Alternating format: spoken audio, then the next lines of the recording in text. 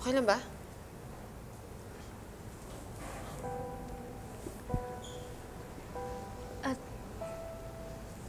Zoe,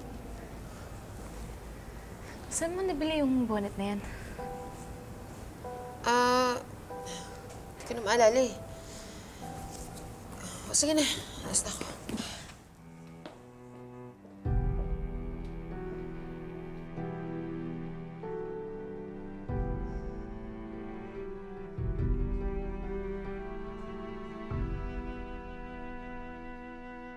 Attorney, you told us that we had a very strong case against Moira. So what the hell is this emergency about? Look, I just got news. Our primary witness against Moira Tanyag, si Dakanay, nag-lawyer up. What do you mean nag-lawyer up? Di ba binigyan na nga siya ng abogado ng korte? Well, yun na nga, pinalitan niya, and with someone from a very big law firm. So what kung pinalitan niya? Well, it just means that there's a possibility na mag-recant siya as a witness. What? No, this can't be another Nerissa. Higa muna. Saan naman kukuha ng pera pambayad ng abogado? Look. From a big law firm, yung kidnapper na yan? Look, we're still looking into that. Ano nga naman si Moira na nagtatago sa Japan ang tutulong sa kanya?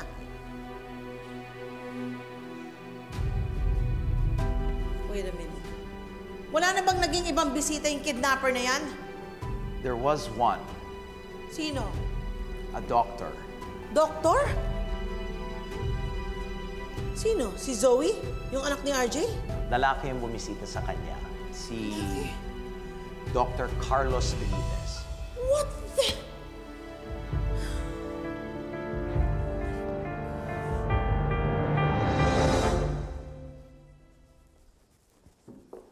Dr. Zoe Tanyag. No, I'm Dr. Adeline Santos. Oh, sorry, doctor. We have a message here for Dr. Tanyag and I thought she was you. Oh, it's okay. She's my sister. How nice. Both pretty doctors. Thank you. What was the message for my sister? It's for her to make a return call. It was a woman, so maybe it was your mother? Can I have the number? Here, doctor.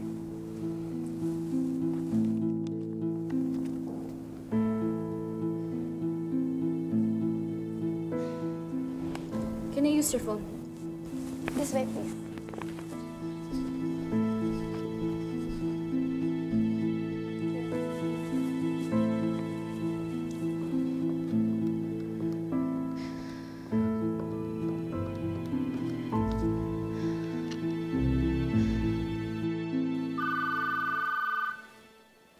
Hello? Hello? Pwede ba kung hindi ka sasagot, huwag ka na maistorbo? Buisit. Si Mamoy ka nga.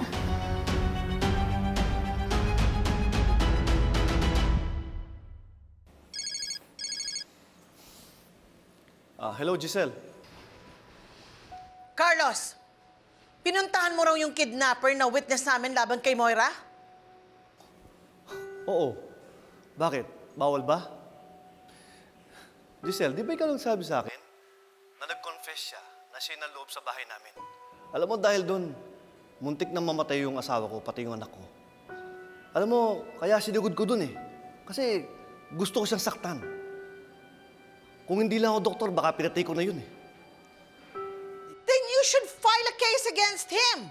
Or better yet, file a case against Moira. Giselle, ayoko nang makisali sa inyo. Well, for your information, kumuha ng bigating lawyer yung kidnapper.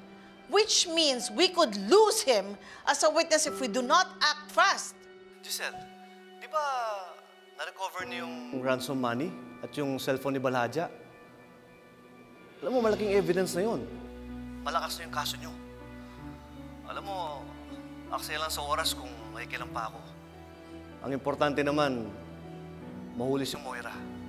Yun naman ang goal natin, di ba? I hope you understand.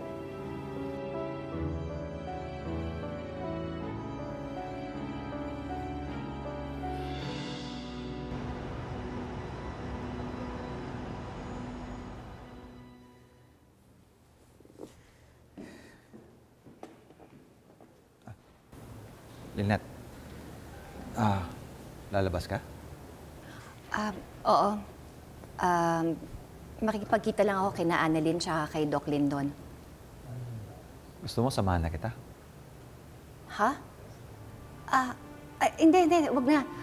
Alam ko naman kung paano puntahan sina Annalyn. Lynette, don't get me wrong pero naisip ko lang kasi si Moira. She's still at large. Baka naman biglang sumulpot siya at atakihin ka. Hanggang dito ba naman sa Japan? Hindi natin alam.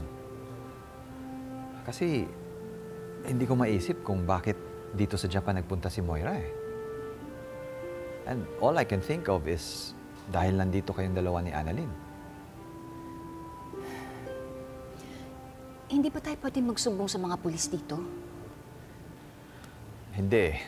Dahil technically, walang crime na commit si Moira dito sa Japan. Kaya inaantay na lang namin ni Ate Giselle yung extradition niya papunta sa Pilipinas. From there, pwede na tayo tulungan ng mga pulis. So, samahan na kita? Magkikita rin naman kami ni Zoe. Sige. Let's go.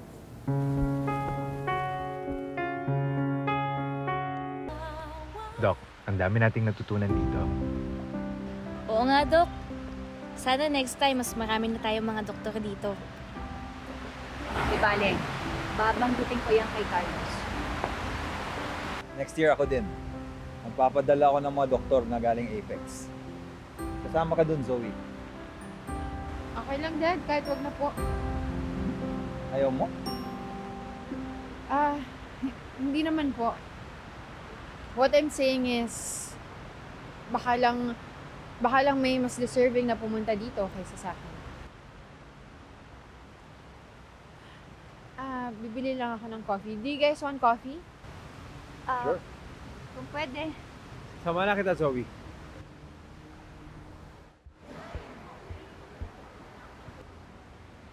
Tay, Yes, anak. may sasabihin po sana ako. Tungkol po kay Zoe. Ano yun, anak? Sa tingin ko po, nagkikita po si Ma'am Moira at si Zoe. At yung nangyari po kagabi, hindi po yan first time. Anak, paano mo naman nasabi yun? Tay, may dalawa akong ebidensya. Una, yung bonnet po na suot po ni Ma'am Moira dun sa Gotemba, nakita ko po na kay Zoe. Anak, baka naman magkapareha lang sila. Nay, pangalawa, sa hotel po may nagpapareturn call kay Zoe. Tinawagan ko po yung number at si Ma'am Moira po yung sumagot.